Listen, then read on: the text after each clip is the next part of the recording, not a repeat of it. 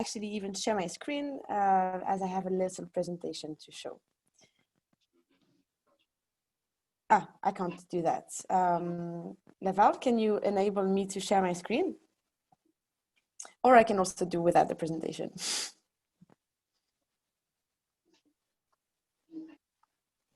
Can you please check again and see if you can do that now? Yeah, I can. Thanks. Great. There we are.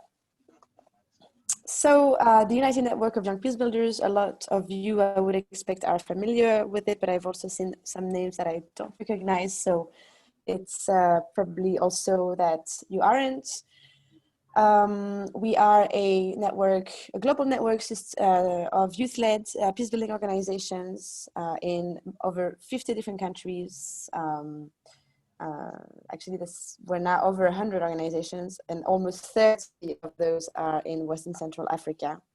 It's actually our biggest region, and also the region where most of our founding members are coming from. Something to be proud of. What do? We support, so each of our members are working in their own diverse ways to advance peace and sustain peace in their communities. And coming in the network is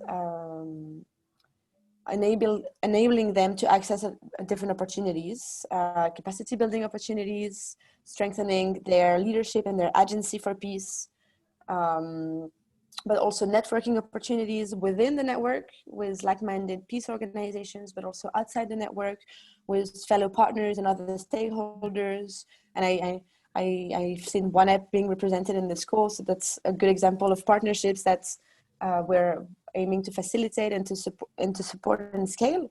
And finally, advocacy is a core area of our work at different levels. And I've put in some nice pictures, a bit dated, but they also just show a bit what we're doing. So we do individual capacity development for young leaders in conflict transformation, in advocacy for peace, among other topics. We also do a lot of organizational capacity development in fundraising, in monitoring and evaluation, amongst other themes. Networking, as I said, is a huge part of our work, as we also try to facilitate intergenerational partnerships between young people, youth organizations, and larger, and large peace building stakeholders, UN agencies, civil society actors, and so on. And of course, advocacy at different levels. Our advocacy track record has led to the adoption of a number of resolutions on youth, peace, and security. The stepping stone was, of course, Resolution 2050, adopted 5 years ago, and we're running for an anniversary. It's a good thing to remember on the at the occasion of the International Day of Peace. But there's been another 2 resolutions adopted since, the latest one being the one that was adopted this summer, 2535, and you know why members have had a really important role in bringing this about. But those developments haven't been limited or haven't stayed only global. They've actually started to translate at the regional level, and in particular on the African continents. Not long ago, the African Union released a continental framework on youth, peace, and security as a continental, as a roadmap for the continental implementation of youth, peace, and security. So this provides, of course, great momentum for UNOI in the region and in including in West and Central Africa, to continue advocating for an participation of young people in peace building. A bit more specifically, UNOI in West and Central Africa is about these numbers that you can see on this slide. So it's 29 member organizations, 94% volunteers, good numbers in terms of gender, of women empowerment and gender equality, as you can see. an average annual turnover of members of $31,000 per year, a direct reach of over 100,000 persons, and mostly a national level focus of programs. The strengths of our members are quite diverse, with the biggest strengths recorded in coordinating trainings, but also the capacity to mobilize young people as a very important strength as well. Upcoming priorities of UNOI globally will be structured around 5 domains of change. We're going to be working to promote participation to peace and security and partnerships for peace and security, with, of course, youth leadership at the center. We also acknowledge that the ability for young people to participate to decision and policies on peace and security is often varies depending on the availability of resources and on the civic space that there is for them to do that. So we also want to focus on resourcing and protection for that participation. And finally, a lot of our members are also distinguishing themselves in peace building due to their innovative and creative approach to peace. And we want to strengthen that. What this is going to mean in West and Central Africa is a number of things. We are about to launch a training on financial sustainability for our members. That's going to happen this year, but we'll continue supporting them in becoming more sustainable financially, develop internally, and so on in the coming year. Next year and next years, we also want to continue advocating and supporting national and regional implementation of 20 to 50, increasingly looking also into specific member states that are pushing for, well, that are supporting that agenda, and how can UNOI position itself to shape that and to really make sure that youth are driving these processes. And we hope that the global situation with regards to traveling and health concerns will also stabilize in coming years, so that we can organize in 2022 our landmark Young Peace Builders Forum in the region.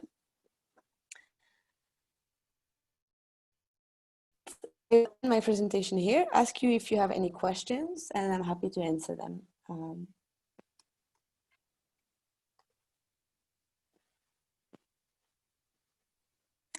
I see there's a lot of questions in the chat, and I couldn't see them. All right, thank you, Lauren, for that overview of what UNOI has been doing over the years. I know that, many of our participants here today, especially for those who are connecting with UNOI for the first time, are eager to ask a lot of questions. But I know that number one question, especially for those who are not UNOI member, would be, how do we join UNOI? I think that you can just, help us by sharing, the membership link in the chat box, so that for those who are interested in joining UNOI, UNOI is an open organization to all youth peace and security organizations all over the world. So Lauren will just help us with the membership link so you can follow through. In case you have other questions for Lauren, you can please type them in the chat box. Lauren will still be with us for some minutes before she has to attend to other things. But while we're expecting your questions to pop up in the chat box for Lauren, I seek your indulgence to please put on your cameras. Everyone, put on your videos. Let's take our group photograph before we go into the conversation proper, so we can also capture Lauren as well. Please put on your videos, put on your cameras, wherever you are, anywhere in the world.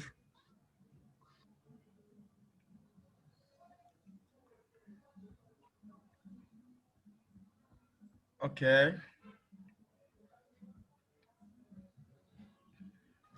Oh, I can see just myself alone. A little bit, please. Just hold on for me. Achaleke, can you please put on your video? Imrana, put on your video, please. Gwen, please put on your video, please. Thank you, Abukari. Abukari is smiling at me. Please put on your video. I'm a cameraman. It's one way of reporting this event. Stephanie, please put on your video. Gwen, please put on your video, please. Just for some moments. Thank you. We are getting there. Ruhama, thank you. Mazi Johnson, please put on your video. Hamid, good to see you. Yeah, please put on your video. Bwanja, Gwen, Adam, Mazi. I will not take much of your time. Just put on your videos. Let's take the group photograph, please. Gwen, I'm waiting for you.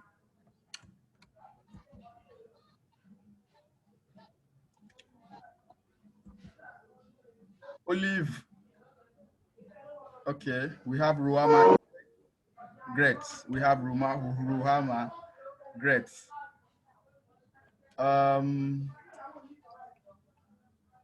Achaleke, we can't see you now.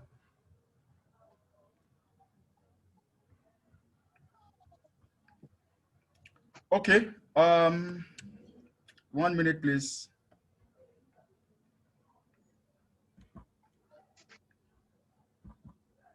We are getting there. Okay. We have one more person. Sorry. Okay, I think it's fine now. Thank you so much for your cooperation. So let's go straight into the conversation proper. I see that we have no questions for Lauren as at this time. So it's on that note that I want to move straight into the conversation proper. We have a panel discussion that we're going to be having now. And like I said, we have invited, amazing peace builders within the continent to provide some insight into the theme for our discussion today. And the theme for our discussion is shaping peace together, strengthening young people's capacity and agency for sustainable peace in Africa. And just some guiding rules before we start. Please, all our panelists are expected to speak for 3 to 5 minutes maximum on each of the questions, so we can maximize the time and the interaction that we have. And my first question is to, I will start with Josiane now. My first question is, you provide brief introduction of your work at WANEP, especially in relation to youth and peace building. Please, Josiane, do this for us in 2 to 3, 5 minutes maximum. Josiane, you have the floor. All right, thank you, Lawal, and good afternoon, everyone. It's a pleasure to be on this panel. As I said, my name is Josiane Sombo. I'm the Youth and Peace Education Program Officer at the West Africa Network for Peacebuilding, WANEP, the regional office based in Accra.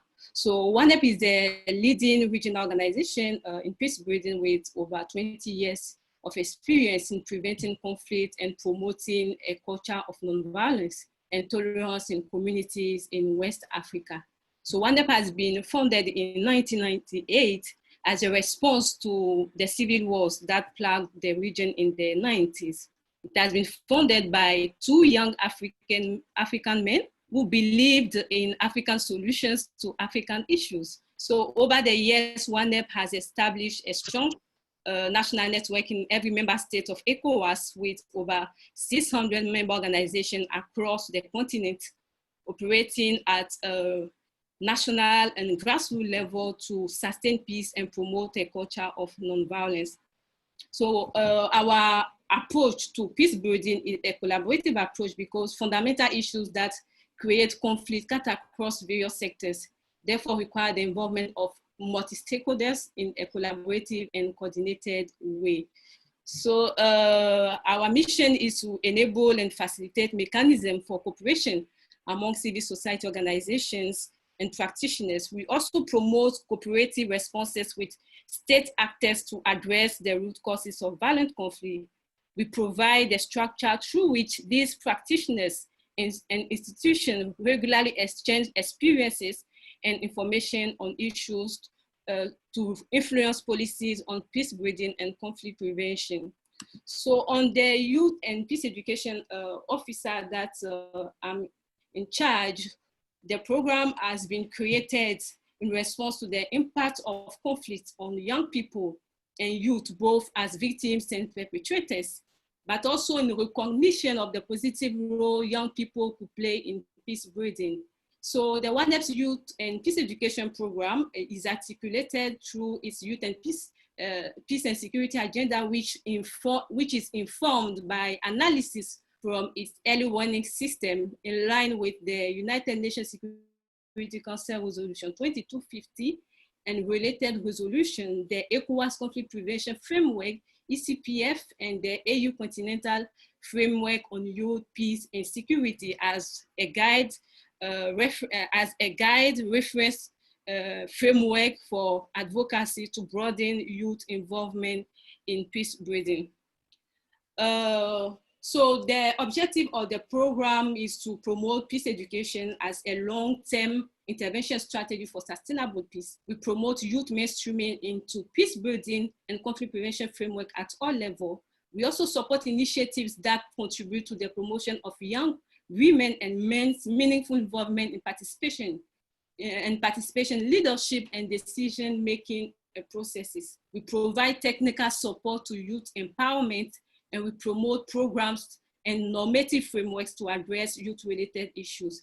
And finally, we provide platform for constructive dialogue among youth on issues pertaining to peace, youth, peace, and security. So I will stop here. I'm sure we'll come back on some of the activities we do with young people. Thank you so much.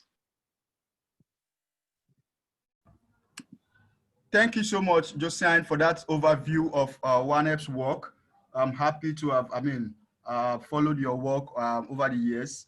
So I say kudos. Imrana, if you are here, can you please briefly introduce your organization and the work you do in relations to youth, peace, and security? Imrana, please, in 3 to 5 minutes. Okay. Hello. Please move on, Hello. Imrana. Can you hear me?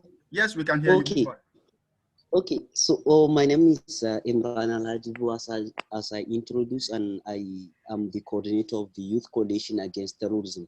So Youth Coalition Against Terrorism was founded in 2010 as a response to the Boko Haram insurgency in northeastern Nigeria.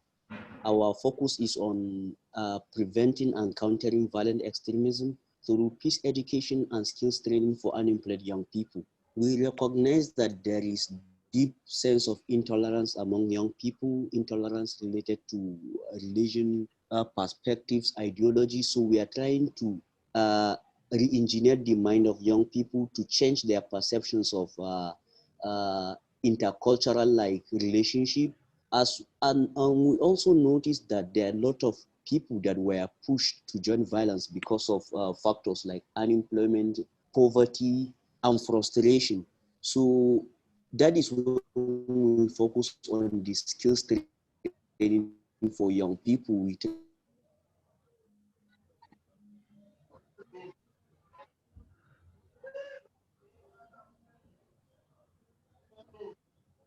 Hello, can we hear Imrana? Recently, we ventured into with integration of child soldiers, mostly people that were forcefully recruited by Boko Haram, and people that were born of sexual violence due to terrorist attacks and abductions. So this is I think briefly about our work. In the course of the conversation, talk more about how we promote peace and tolerance in northeastern Nigeria. All right, thank you so much, Imrana. Now I'll call on Elizabeth to please provide a brief overview of our work at Messengers of Peace in Liberia. Elizabeth, over to you. Thank you so much. Good afternoon, everyone. Messengers of Peace Liberia Incorporated is a youth-led peace-building institution that mobilizes youth in their diversity to volunteer for peace and security. At MOP Liberia, we engage directly with stakeholders and development partners for youthful participation. While building strengthening peace and security, Those capacities are the very same young people for immense societal strengthening the capacities of those same young people. We also raise the voices of youth through our flagship programs. We also provide mentorship and guidance along the way. Moreover, there are a lot of cross-cutting issues in which MOP Liberia is directly engaged with. This includes the Aina UP Summer Camp, which I'm the officer in charge. It's a UP Summer Camp that brings about 75 to 100 underprivileged young volunteers to come and learn about peace and security. We have our mediation training programs, the provision for entrepreneurial skills, career development, counseling. At MOP Liberia, we believe peace is a human right, and we leverage the demographic dividend of a youthful population for peace building. Thank you so much. Elizabeth, for that very brief overview of your work at Messengers of Peace. I assume that we are struggling to connect with Achaleke now. Achaleke, are you here? Christian, are you here? Okay, we'll try to bring Achaleke back, but while we wait for that, Josine, I want you to explain to us briefly, within your own experience that you've acquired while working with WANEP, how do you think we can continue to build the capacity and strengthen the agency of young people for sustainable peace in Africa? Josine. All right, thank you so much, Lawa. Let me first of all maybe share some few experience from WANEP that we can also maybe build or be inspired from. So at WANEP, we, in working in line with the United Nations Security Council Resolution 2250, we focus on C areas.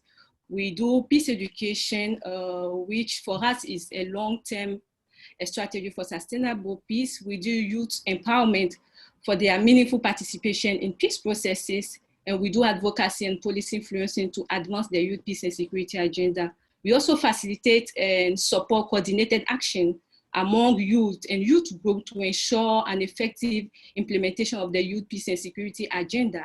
We create regional and national platform where young people can provide their perspectives on peace and security issues in the region. And we support ECOWAS and AU in the implementation of the Youth for Peace program and other frameworks.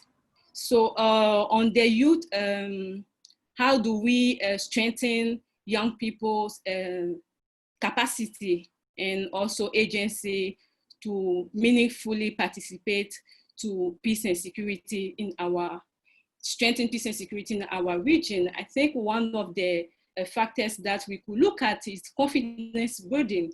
And I will have the time to come further on WANEP's experience, but let me go straight to the point. So for me, the first thing is to build confidence, because for so far, for so long, young people have been portrayed as violent troublemakers, threat to peace, which could at times lead to a loss of confidence among youth and hamper an effective use of their potential. So we need that confidence building from young people. Secondly, we may need to look at learning, because learning helps us improve knowledge and gain skills that will help in reaching our specific goals. So, but today we see a lot of young people who are not really ready to learn or start with maybe an internship program, for instance, which is another platform for learning. So I think learning is very, very important for us to be able to strengthen our capacity. Let me use my personal experience when I started in an NGO, right from the university. I went for an internship program with a friend, but we were just given a transportation for the internship. And my friend told me that she's not going to continue because having only transportation is not going to help. But I told myself that I need to learn, so I will take up the opportunity. So my internship coincided with the maternity leave of the lady who was supposed to be my supervisor. So I had to learn on my own for 6 good months. But after completion of the internship, looking at the dedication to work, I was given the position of project coordinator and later program officer. And years later, I got another opportunity with UN Women following a very tight competition. But when I even got to the opportunity with UN Women, I was asked whether I knew someone there, because they thought that it's not easy to enter some of these organizations, institutions. But I believe that because I've accepted that learning opportunity which was offered to me, I've built up my skills. That's why I've been able maybe to reach that level. So I think learning for us as young people is very key and very crucial in strengthening our capacity. Thirdly, international dialogue and knowledge transfer. We also need to learn from our forerunners, in the peace building field. These are some people who have gone through a lot of challenges. They have acquired wisdom, skills that we need to tap into to avoid the same mistakes that they did, so that we are more relevant in our peace building efforts. But at the same time, sometimes those forerunners have to make themselves available to support the new generation. Unfortunately, we witness today, especially in West Africa, a sort of confiscation of power by the old generation. And those old leaders who refuse to leave the space for young people to thrive or transfer their knowledge for young people to occupy their space. So it's one of the challenges. So the fourth thing that we need to do to build up our skills is to promote solidarity and peer-to-peer support. And there are a lot of competition today among young leaders, which is not really helping in supporting the youth peace and security agenda. We can't win the battle if we are not united. We need to support and encourage each other. We need to share our knowledge, resources, practices. So I think that is a way we need to go. And lastly, we need to build up a regional and international network for dialogue. I'm happy that we have this platform. We have, you know why, these are some of the platforms that young people need to discuss around issues pertaining to peace and security, to learn, to also share their experiences moving forward the youth peace and security agenda. Thank you. Thank you very much, Josine, for that, interesting postulation. I will call on Imrana to also give us some kind of insight into what he feels are necessary for us to strengthen the capacity and build the agencies of young people to become, active instrument for sustainable peace in Africa. Imrana, over to you, please, in 5 minutes, please. Okay, yeah, I think Josiane talked a lot about like internship, like volunteering for peace. So I will talk a little bit about this, then maybe move. So the thing that I always tell young people is that you cannot start something without learning first. You need to reach out to people that are experienced in your field. I see people telling me, I want to start my organization, or I have this amazing idea, this initiative. Sometimes it works, but sometimes the best thing to do is to really get that experience. It helps. Sometimes you can start running your initiative or your organization, then maybe in the next 2 to 3 years, you have a very challenging something and you don't know how to like address it. So one thing I would suggest is for young people to build their capacity in this area. And there are a lot of ways to do this. One way of doing it, like I think the cheapest way, especially in this period when we have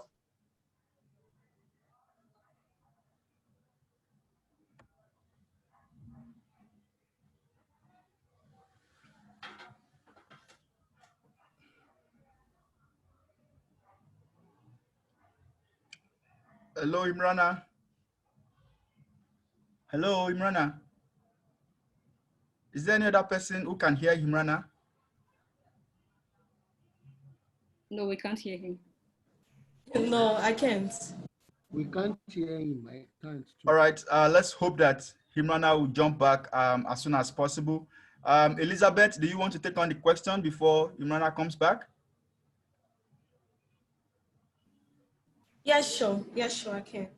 Thanks. Well, looking at how we can continue to strengthen the capacity and agency of youth for sustainable peace in Africa, I would say that there is a wide range of literature on the role of young people in conflict situations, especially when it comes to perpetrating violence. Most of the papers tend to focus on young people as violence by nature rather than as product of their communities. Furthermore, a lot of attention has been paid to youth as agents of conflict rather than as agents of peace. The youth are more violence and engage in peace building if they are. Uh, I think so. Someone is on. Just go on, please. I'll sort that. I'll sort that, please. Go on. Okay, like I was saying, youths are more likely to avoid violence and engage in peace building if they are granted the specific set of opportunities, interrelated and mutually reinforcing, which we call the threshold conditions for peace building. These threshold conditions include engaging in political participation. You know, young people also have their right to engage into politics.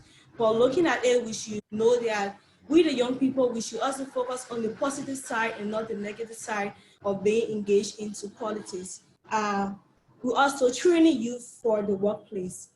You know, you don't just go to a workplace without a little experience. So we should try to organize these events for young people where they'll be given the capacities and prepare them that when they are out of school or they decide to go to a workplace to try and utilize their skills, they shouldn't be lost in the whole process. They should come with something to the table also.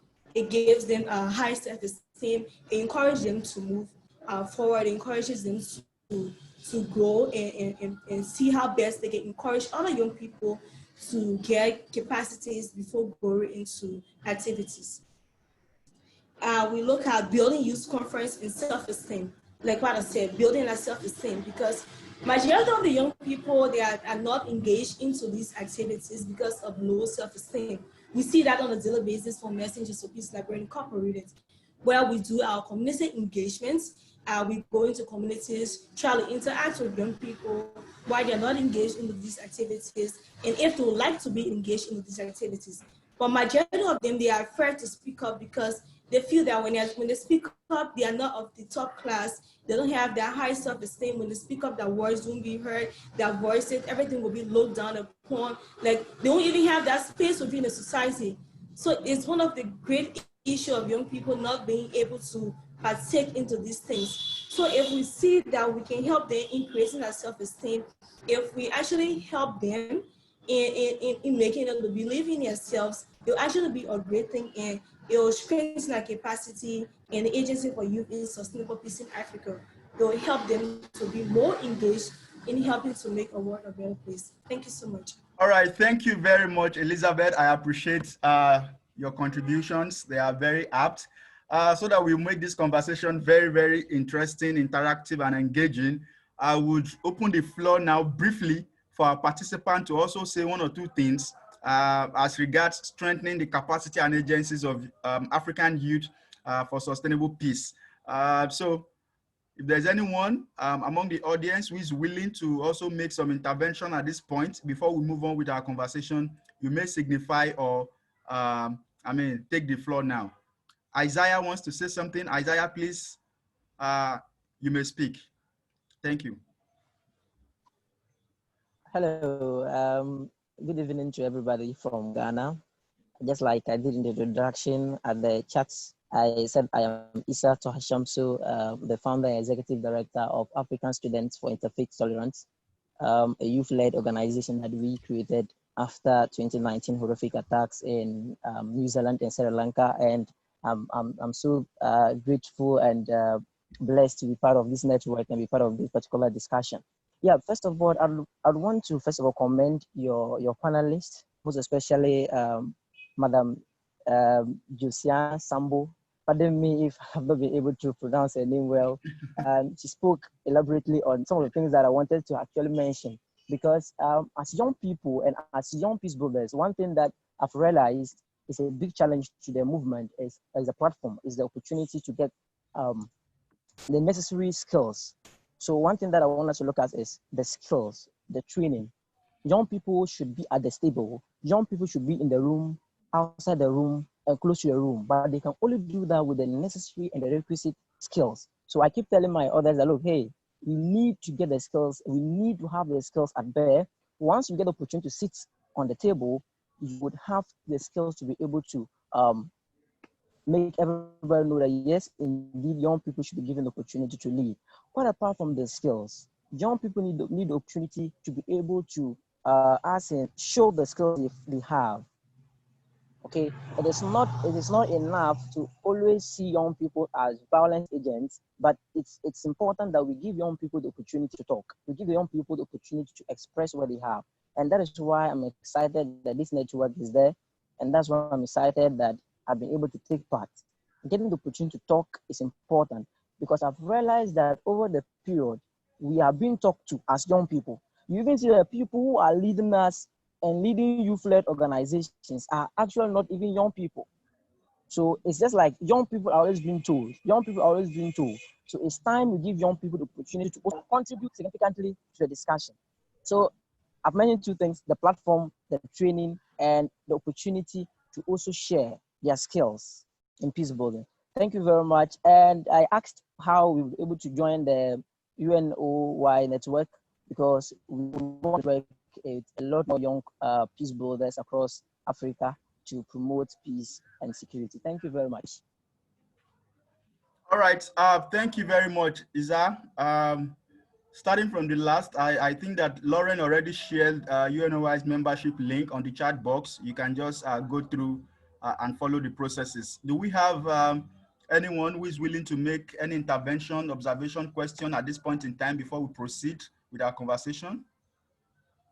Do we have anyone? If there's anyone, you can please take the floor. Do we have anyone? All right, so without wasting much of our time, I want to call upon our panelists again, starting with Imrana this time around. Imrana, if you are here, we're sorry about the connection issues earlier. Yeah. Can you please share with us, how your organization is implementing Resolution 2250, or what are your plans for implementing Resolution 2250? Because we know that Resolution 2250 is going to be 5 years this year, and a lot of organizations are already planning big towards that commemoration. But a quick reflection of how young peace builders like you, how you have been putting Resolution 2250 into practice within the last 5 years, and what are your plans going forward? Okay, I think, like as I always mention, for us, I think our work is actually in line with the UNSCR 2250 even before the resolution. So it just become a kind of backing, like we get that kind of support, that kind of legal document that we can tell stakeholders, we can tell like government people that UN Security Council resolution passed. So when you take like the issue of participation, the issue of empowerment, this is something we have been doing. We have been mobilizing volunteers. We have been getting young people to really participate in decision making. I think one thing that we really want to emphasize on now with the new resolution 2335 is to ensure protection of young people. You know, living in northeastern Nigeria, there are a lot of challenges that young peace builders and activists face: threat from insurgent, threat sometimes even from the security personnel. So we want to ensure we advocate protection of young peace builders, protection of human rights defenders and activists in this area. This is, I think, something that is unique that we really want to emphasize on. Another area that we have been working and we think like to improve on and to put more effort is the issue of like disengagement and integration of ex-combatant. Like this is something that is purely like government business in Nigeria because of the fact that the main institution that is handling DDR in Nigeria is a military facility. But many CSOs, international NGOs are really interested, and we are working in this regard to ensure we really participate actively, because there are thousands of young people that were forcefully recruited. There are many young women that were sexually abused, and they need to be rehabilitated and reintegrated back into society. So we will use UNSCR as like legal backing as a document to hold government representatives accountable to ensure these issues are really taken care of. So this is my contribution. Thank you. All right, thank you so much, Imrana. Josiane, you want to please quickly make your intervention on how OneHelp has been implementing UN Resolution 2250 in terms of activities targeted at implementing it, or, I mean, what are OneHelp's plan for the future on 2250? Josiane? All right, thank you so much again for the opportunity. As I stated earlier, we focus our intervention in line with the 2250 from 6 various areas. So the first one is peace education. We work with young people and children in formal and also informal settings. Even before the adoption of the 2251, that was involved in a number of activities that fall under the 2250. So we have more than 20 years in doing peace education in schools. So OneHelp is one of the pioneer organizations in West Africa in developing a peace education program in schools. So the aim of our peace education program is to promote a culture of peace, pacific coexistence, tolerance, non-violence, and social responsibility among children and young people. So in school, for instance, our approach, we develop tools to support teachers and school administrators in their work, supporting young person and also children in acquiring non-violence skills. So we develop many tools. For instance, I can just mention a few of them: Peace Education in Formal Schools of West Africa, an implementation guide, which provides steps-to-steps processes to establish a peace education program in school based on OneHelp's experience. We also have the Youth and Peace Education peer-to-peer peer mediation manual for trainers and students on how to mediate peer-to-peer a conflict. And recently we developed a manual on preventing violent extremism in the Sahel and in Nigeria, which seeks to respond to new challenges or new dynamics of conflict in the region. So it shows how our peace education program is flexible to take into consideration new dynamic or new threat to peace and security in the region, building capacity or building resilience of young people and children. The second approach in our peace education program is capacity building for teachers and school administrators. Up to date, we have built a capacity of more than 700 teachers across the region using our peace education tools. The third approach is peace education or peace clubs activities. So this includes teaching, drama, role plays, poems, sensitization. So in Togo, for instance, our peace clubs members, on a weekly basis, they have the sensitization of the entire community, or let's say the school environment, the school community, where they sensitize their peers on nonviolence. In Nigeria, for instance, we conducted, our peace education members paid visits to young people in prisons to show compassion through donation and also take advantage to sensitize them on value. So that's what we also want to see with the peace education, not only acquiring knowledge, but using that knowledge to reflect in our day-to-day behavior. So today we have more than 200 peace clubs established in the West Africa region. We have more than 4,000 peace club members and peer mediators that are successfully mediating conflicts within a school environment. Let me mention some few success stories. We have a story of a young girl among our peer mediators who were doing very well in the school environment, mediating conflict or dispute among her peers. One day in a house, so she witnessed her parents quarreling over something, and she heard her mom's hand saying, "Mommy, please drink a cup of water and calm down." we were taught that anytime we are upset, we need to drink a cup of water. It will cool down our anger. So the mom was so impressed that she came to school to inquire about the Peace Club program and got interested. And later on, she joined a group of women who are also involved in such activities. We have another example in Burkina, just this one, to say that before the establishment of our Peace Clubs in some secondary school, there were a lot of students protests and demonstration in school in a violent way, which were disrupting learning and creating a violent environment in the school. So we raised awareness among young people on non-violent ways of dealing with conflict. And we also had similar exercises with teachers, school administrators on how to collaborate with students, giving them space for expression on issues of concern. So this has been an amazing experience and contributed to a peaceful learning environment in school. Just to mention few of this example, we have a lot of this success story to see how much peace education is working. We said that it's a long-term approach, so it can take time, but it's surely a sustainable way of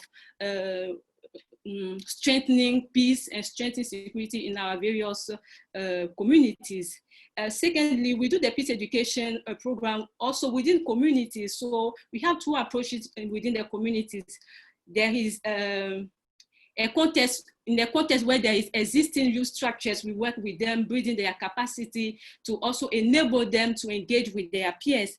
In context where there is no appropriate structure, we form what we call peace ambassadors. We have the example of Guinea, where we identified a pool of young people, we trained them, and we also supported them. Today, those young people were able to organize themselves and establish their own NGO, and they are doing marvelous work in their communities, helping young people who have a violent background to join their group of peace ambassadors. I don't know if the time will permit. Should I go ahead? All right, Josan, you can merge your points subsequently. Thank you so much. We're trying to maximize our time. Just for the record, especially for those who are not familiar yet, because if you listen to the conversation from Imrana and Josan, we've been talking about resolution 2250. For those who do not know, just for the records, resolution 2250 is the first United Nations Security Council resolution that addresses issues affecting young people in the areas of peace and security. Before 2015, there was no UN resolution that gives full legitimacy and recognitions to the contributions and potentials of young people in terms of peace building, in terms of conflict prevention and sustainable development. We had, other resolutions, especially on women, peace and security, and women were, enjoying the benefit of that resolution in terms of women participation in decision-making and peace processes, in terms of mobilizing partnership for their work, in terms of ensuring, their protection during armed conflict. But there was no resolution like that that avails young people that kind of benefit and recognition. So in 2015, young people came together in Amman, Jordan, and submitted, some interesting recommendations to the United Nations, which included the need to adopt a UN resolution which will give global recognition to the works of young people in promoting peace and security. And 3 months down the line, the UN, the UN heeded to the call of young people and gave us the first UN resolution on youth peace and security, which we call UN Resolution 2250. Since 2015, we've also had other ones. We've had UN Resolution 2419, which calls member states of the United Nations to include young people in negotiation and mediation processes. We've also had, another one just about two months ago, UN Resolution 2535, which calls on the member state of the United Nations, almost 190 countries of the world, calling them to ensure that young people are protected. During conflict and post-conflict situations, asking member states to ensure that they provide the needed atmospheric condition for young people to manifest their work and support young people with adequate funding for them to do their work. These are some of the interesting components of Resolution 2250, 2419, and 2535 that the United Nations has adopted on youth peace and security.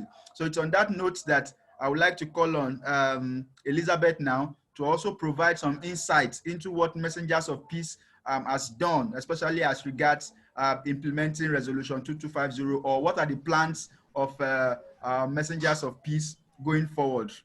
Thank you. Elizabeth, you have the floor. Thank you so much.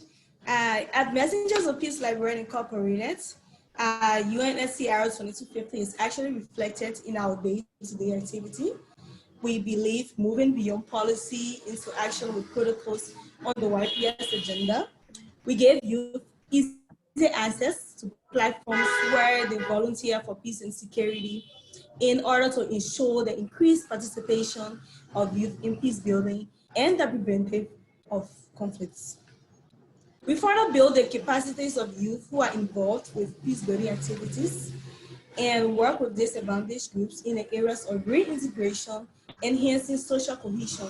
Like when I'm talking about working with disadvantaged youth, we have this weekly community engagements that we call them the ex-combatants, that's the former fighters. We go to them, we talk to them, we encourage them, we work hand in hand with them. We even invite them to our programs where we have diplomats, we have the government officials, they come and speak and put out their points also. So these are things we do with the former fighters. We take them as our own because it doesn't mean because the person is not at the top or they are not into the person in the society, like we all call it, the first class citizen. It doesn't mean that we don't work with them. So we work closely with those people, encourage them that despite the happiness of the country or what happened in the past due to the civil crisis, we can also work together to make Liberia a better place. Through our training programs and multimedia engagements also, we raise awareness on the UNSCR 2250 as a medium of communicating to the role of youth in peace building to local communities and stakeholders. In this 2250, interestingly, our executive director, Ms. Bonnie Mahesh, was there when they adopted this resolution, declaration in 2015. She was also part of it. So it's something that we take personally in Messengers of Peace and work closely with this declaration. We work closely with it in making sure that we implement it into our work and make sure that other young people see to it that there are resolutions that are actually relating to them being actively involved into peace building issues. Thank you. Thank you so much, Elizabeth, for that interesting insight. Before I come back to all our panelists again, I just want to put on record again that when we talk about UN Resolution 2250, it has 5 main components, which, I mean, some of us may already know, but for those who don't know, UN resolution talks about youth participation. The first component is participation, asking UN member states to increase the participation of young people in decision-making and peace processes. And I'm happy that some of us in Nigeria, in Liberia, in Ghana, in Cameroon are already mobilizing and ensuring that we are included in decision-making processes and peace processes. You saw what happened with the Not Too Young movement in Nigeria. Another second component of 2250 is protection. It asks all member states of the United Nations to ensure that adequate mechanisms are put in place to ensure that young people are protected during conflict and armed conflict. Protection is something, if you say that young people will take over the next, generation, young people are this or that, then you must protect them now. If you don't protect them and they're exposed to danger, so who will take over? The third pillar of Resolution 2250, it talks about prevention, asking member states of the United Nations, including Nigeria, including Liberia, including Cameroon, Ghana, asking them to put in place mechanisms that will ensure that young people do not find violence interesting. I mean, put in place mechanisms that will ensure that young people are not radicalized, especially by extremist groups. Create jobs, create education, create the needed infrastructure so that young people can do something meaningful with their life and not engage in criminality and violence. The fourth component of Resolution 2250, it talks about partnerships. Partnership, asking member states, asking all stakeholders who are working on peace and security to adequately partner with young people so that they can, I mean, contribute their quota to conflict prevention and peace building. And lastly is the point on disengagement and reintegration, we know that there are already some violent offenders. The UN Resolution 2250 is calling member states of the United Nations to look for ways and avenues of reintegrating violent offenders back into the society after they must have gone through some kind of rehabilitation. So those are the main 5 components of Resolution 2250. And it's not, as youth peace builders, it's not compulsory that we work on the 5. If it is youth participation that fits your context and your environment, work on it. If it is prevention, if it is partnership, if it is disengagement and integration, we have been encouraged to work on them, and I'm happy that our panelists on this call today have been involved in one component of the other. I know Messengers of Peace have been involved in youth participation, youth partnerships and stuff like OneUp has been involved in disengagement and reintegration. The same thing with Imrana in the northeastern part of Nigeria with disengagement, reintegration, prevention. So this is something, especially for those who have not started working on Resolution 2250 implementation. It's going to be 5 years today, and I encourage this year rather, and I encourage that we all, use this resolution and work on the various components that I have identified. So going forward now, I'm going to ask our panelists one more question before I open the floor for the general house. In no particular order now. Imrana, if you can hear me. Imrana, are you here? Yeah, yes, I can. If you can hear me, thank you very much. How do you see the future of youth peace and security? How do you see the future? What are you expecting in the coming period? Yeah, my vision is to see more and more young people are really involved in peace building, not just in youth-led organizations, but in big organizations, in government agencies. I see there are a lot of effort in the US to have youth advisory councils in their major institutions US Institute of Peace, Africa. There are a lot of effort. So I see in the future, even in African countries, especially for agencies that are focused on peace and security. And I see for international organizations, they have a specific focus on youth peace and security officers. Then I see young people have access to more funding opportunities, more capacity to handle big projects. I'm sure the future is bright, and I'm sure with organizations like UNOI and many partners, we can achieve that. Thank you. All right, thank you so much, Imran. I like the point you made on funding. Funding is very important. You know, me, I like money, I like funding. So thank you so much, Imran. Elizabeth, to you, how do you see the future of youth peace and security? What are your expectations?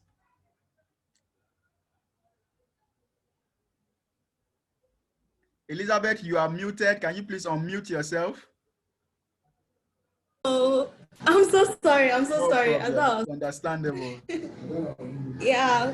Pertaining to the YPS agenda, progress has been made so far since the adoption of 2250, 2419, and the most recent adopted resolution, 2535. And if we want to speak to the fact that the world is actually cognizant of the role in youth, in peace building and conflict transformation, there are already frameworks to safeguard young people as they engage in peace building. There are prospects ahead of the future of YPS agenda. And looking at the prospects, youth are actually engaged into these activities based on the fact that we have 3 resolutions for young people. It's something that we are so proud of. Actually, I should tell you, looking at the work MOP Liberia can do in the communities, reaching out to young people, asking them questions about every adopted resolution, telling them that the UN is actually looking forward to our voices. They are actually there looking forward that we should be able to speak. That's why we have about 3 resolutions just for young people. We are so proud. It's something that we should keep pushing, keep going forward, because if we keep doing more, we have many resolutions, and because we are doing excellent job, that's why the UN is actually paying more attention to the youth and peace process. So There are emerged structures, institutions, and networks that will support the existing frameworks in others to come. And we build peace to create better societies. Actually, I should tell you, the young people are actually doing very well. We are doing excellent grade of these resolutions. We are taking them personally. We are going about reaching out to people and making our voices heard. Even if they don't want to listen to us, we are forcing them to get us because we believe in the society. Yeah, so there are so many progress made so far with the YPS agenda, and we are so proud and happy to have the UN actually paying focus on the young people in the world. Thank you. All right, thank you so much, Elizabeth. When you said even if they don't listen to us, I thought you wanted to start a protest or a movement on Zoom. So please don't start your protest on Zoom. Of course, they will listen. No. They will listen to us. Thank you very much, Josiane. Where do you see, or how do you see the future of youth peace and security? What are your expectations, or what are your recommendations? All right, thank you so much, Lawal. I think, as we know, in every social change in the history of mankind, it has always been a long struggle. So we must be aware that winning the battle of the youth peace and security implementation in our region could take time, could be challenging because of lack of support system, the legal and socio-economic and political environment, which are not really conducive. But I think we need to also address fundamental issues that create youth violence and conflict. Issues around youth unemployment.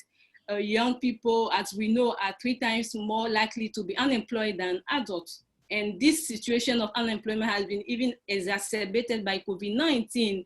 We had a recent report from the International Labor Organization, which forecasted about 22 million full-time jobs which will be lost due to COVID-19 in 2020. And in another report, we had already about 17% of young people who were employed before the COVID-19 which are who have lost their jobs. So you see how the COVID-19 is becoming another dynamic that we need to take into consideration in implementing the youth peace and security agenda. This will require a lot of advocacy. We just spoke about funding. Yes, we need to advocate. We need to also get in touch with the donors for them to disperse more funding to help bridge the gap that have been also caused by COVID-19, the implementation of on the youth peace and security agenda. So taking into consideration these factors, I think a successful implementation of the youth peace and security agenda requires that we also address risk factors for youth violence and unemployment. I think there is more hope because youth issues are of interest now, are at the heart of international and regional discourses.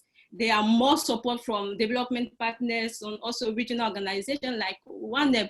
We are helping young people, building their capacity, raising awareness on 2250. We are currently developing a guiding document on 2250 to support member states in developing their national action plans. As you mentioned earlier, we are getting to 5 years after implementation of the after adoption of the 2250, we have no national action plan around the 2250. I know that Nigeria has started drafting an action plan, but there is no action plan. So these are some of the areas ONEP are supporting with providing technical support to member state in collaboration with ECOWAS and also creating regional platform for dialogue. I think this gives us a lot of hope because young people have been sidelined from peace processes, peace discussions. So we offer regional platform where young people can share their views, their opinion on peace and security issues in the region. So these are some of the initiatives that are encouraging,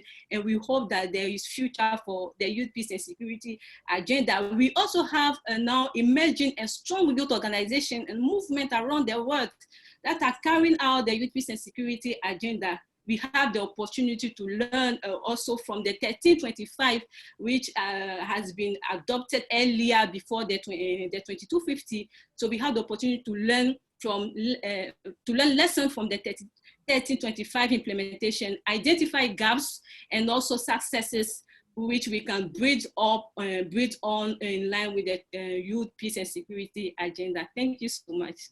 All right, thank you so much, Josiane. I've been looking at your skin. I've been comparing it with my skin, and I'm like, oh, which part of the world am I from? Well, that's just on a lighter note. I'm sure you saw that today we recently announced a call in Nigeria, the Nigerian Youth for Peace Award, which is being implemented alongside ONEF Nigeria as part of effort at commemorating the 5th anniversary of 2250 in Nigeria. And the whole idea behind the Youth for Peace Award is to identify outstanding young peace builders for 2020, reward them in our own little way. We have been doing this in conjunction with ONEP since 2018. But interestingly, that of this edition, for 2020 edition, we have also looked for a way of adding some kind of financial prize to it. It's our own, way of empowering upcoming young peace builders. It's our own way of seeing that we provide the needed recognition. For the exceptional work that young people are doing across communities in Nigeria, which hitherto are not being recognized. Together with ONEP again, we also have an ongoing documentary that we're implementing, which we are going to launch. In December 2020 to commemorate again the 5th anniversary of 2250. We are documenting stories of more than 20 young peace builders in Nigeria into a publication which is titled "Connecting and Amplifying Voices of Youth Building Peace in Nigeria." Ensuring that stories of young people from the communities are amplified, are showcased even among the global community for them to see what young people's interventions are like, even in the midst of glaring socioeconomic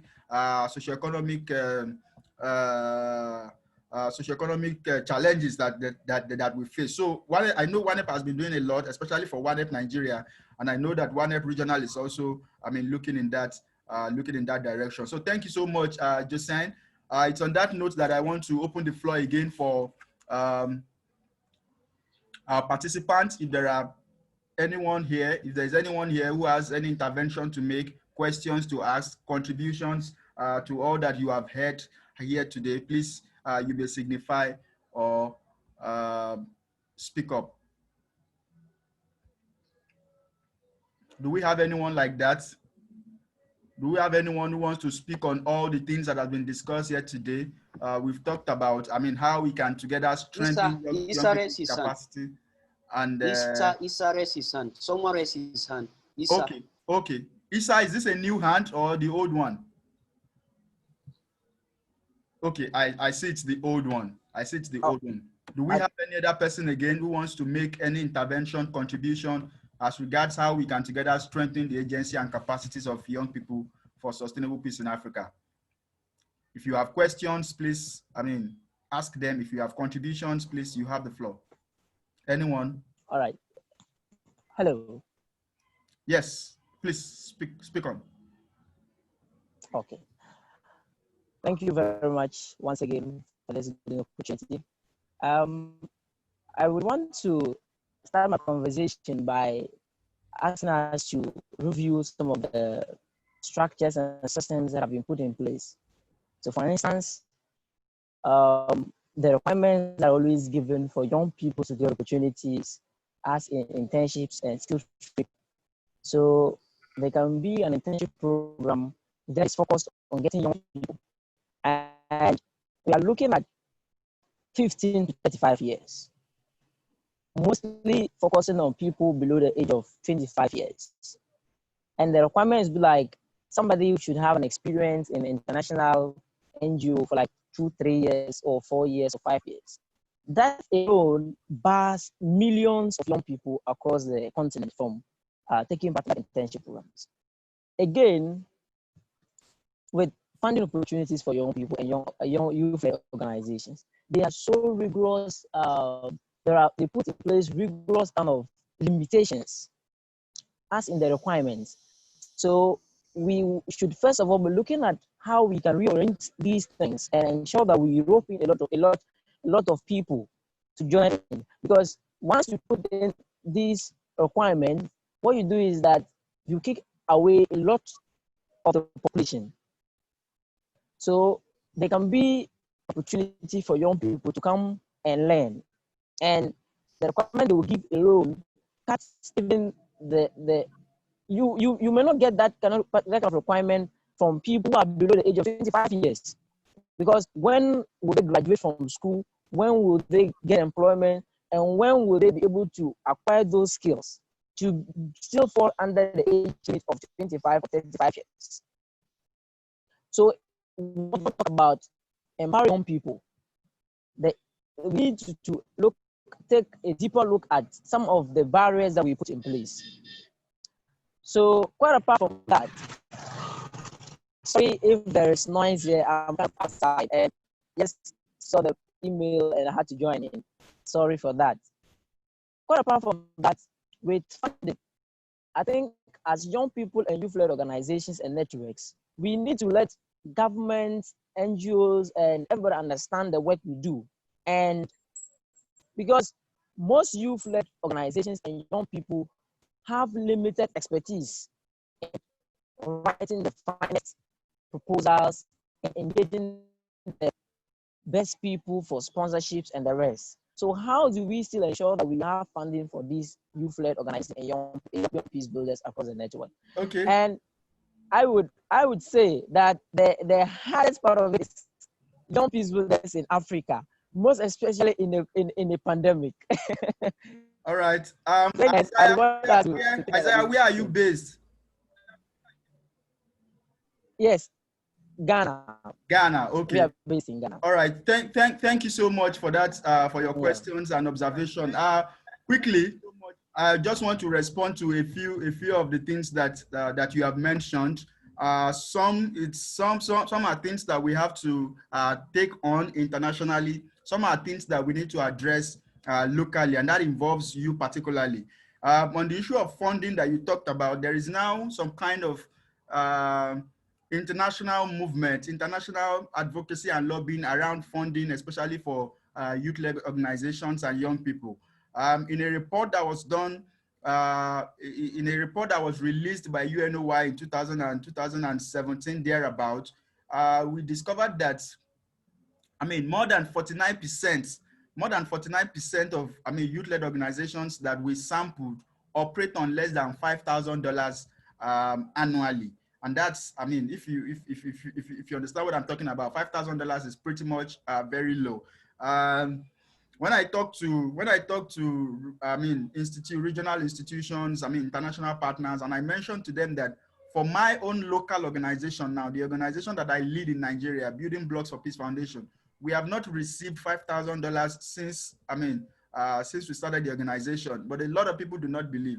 Many of the things that we do are through partnerships. Many of them are through, volunteer donations and stuff like that. So we recognize this as a major challenge, especially for the sustainability of youth organizations. So globally, we are pushing and asking member states of the UN to ensure that by 2030, that at least $1.8 billion is allocated for youth-led organization. $1.8 billion is allocated to them.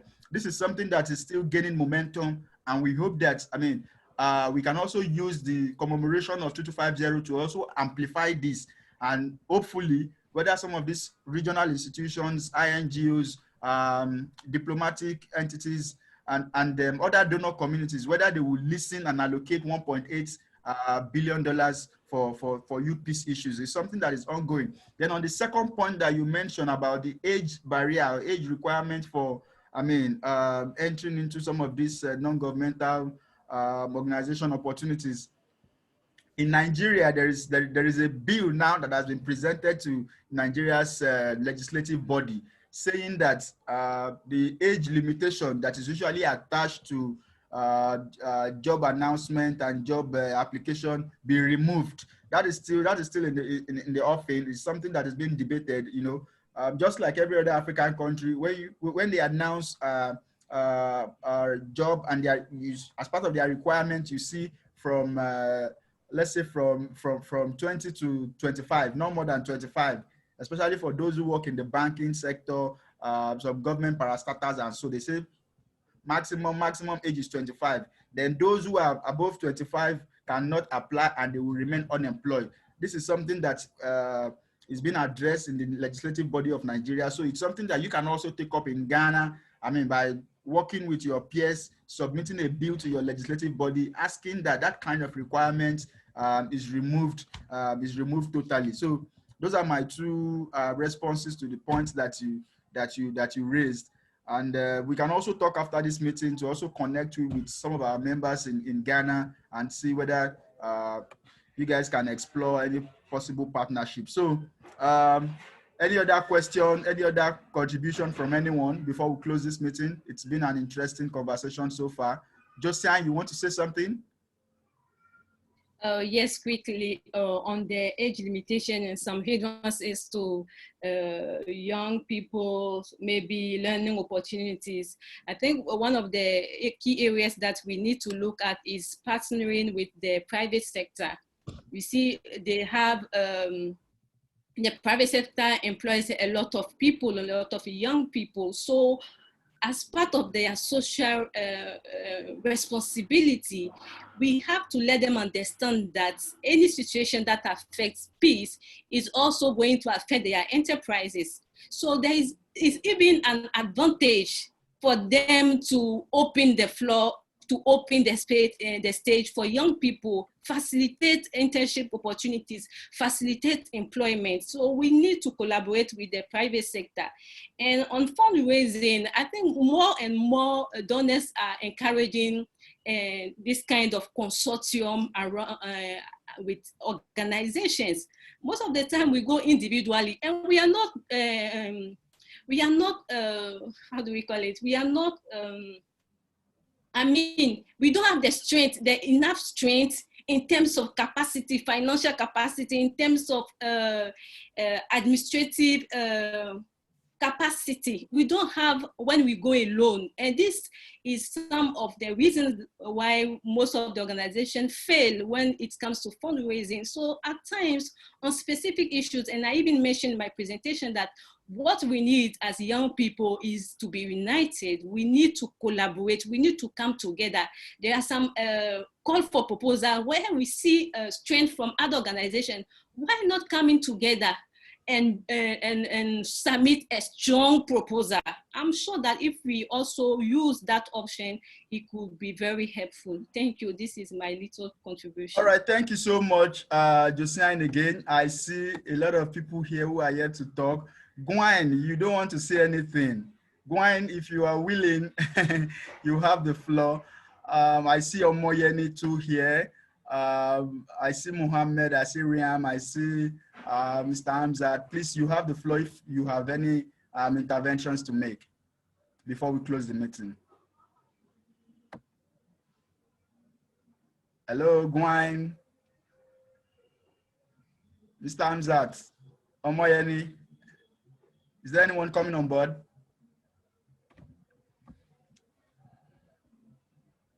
Okay, I assume that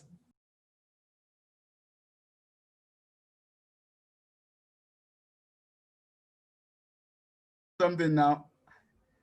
Any last minute intervention? You want to say something? Any last minute intervention? Hello. I have a question. So sorry. Okay, Hamzat is raising up his hand. Please, Mr. Hamzat, please go ahead, sir. Mr. Hamzat, you are muted. Mr. Hamzat, you are muted.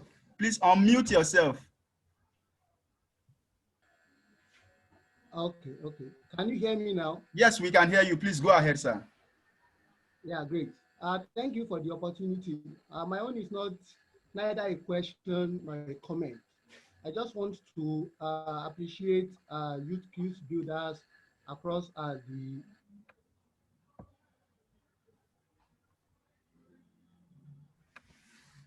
Hello, can we still hear Mr. Hamzat? All right, I thought we lost Mr. Hamzat's connection. Do we have anybody who wants to come in? Okay, PepNet. So sorry, I'm just joining in. No problem. So sorry. Good evening, everyone. I'm so sorry I was on another call. I just saw the notification and I'm so sorry. I want to greet everyone for making it a time. Yeah, thank you, Mr. Lawa, for handling this. Well done, everyone. I just say I should give my goodwill message. All right, least, thank so you so sorry much, about coming late. Mr. Abolade. Do we have Mr. Amzad back? Okay, Mr. Amzad is not back. Okay, he's back. Hello, Mr. Amzad. You want to make your intervention? So can you hear me now? Yes, we can hear you, sir. Please go ahead, sir. Yeah, great. So like I said, it's just to appreciate what youth peace building organizations are doing across the region. And like I said, we appreciate your interventions in communities, in schools, and so on. And we want you to do more. Many of you have raised issues of finances, funding. It has always been like that. But if you keep doing it, all those things will fall in line. And I want to encourage you to work together. Partnership, networking are good virtues if organizations want to grow. So congratulations again for bringing this program together. And I can promise you, especially youth organizations in Nigeria, that WANEP, that I am the zonal coordinator in Southwest Zone, we continue to support your good work. Thank you. All right, thank you so much, sir. And that was Mr. Kolawole Amzat, Southwest Zonal Coordinator for WANEP Nigeria. So it's on that note that I want to bring today's conversation to an end. On behalf of the United Network of Young Peace Builders in West and Central Africa, on behalf of my regional coordinator who could not join us today because he had a delayed flight, I want to thank each and every one of you for joining this conversation, especially to our panelists who honored our invitation at a very short notice, to Jasign in WANEP, to Imrana from YOCAT, to Elizabeth from Messengers of Peace, and also to Achaleke, who had to drop alongside. We appreciate you on behalf of UNY Peace Builders. We hope to stay connected. We'll get in touch with you. And like we mentioned, UNY Peace Builders is ready and willing to partner with any youth-led organization who is interested in promoting peace and security, whether you're a member of UNY or you are not a member of UNY. And UNY's membership application is also open to each and every one of you. But of course, you know that there are also limitations as regards membership. We don't have the capacity to accept, all the membership applications that we receive. But we try as much as possible to accept those that we think that should be supported. So it's on that note that I want to thank you again. We'll stay connected. We'll share this report, this conversation widely as much as possible. So I want to bring the meeting to an end. Thank you very much to all our panelists, all our participants from Nigeria, from Cameroon, from Ghana, from Liberia. I thank you all. Bye. All right, bye.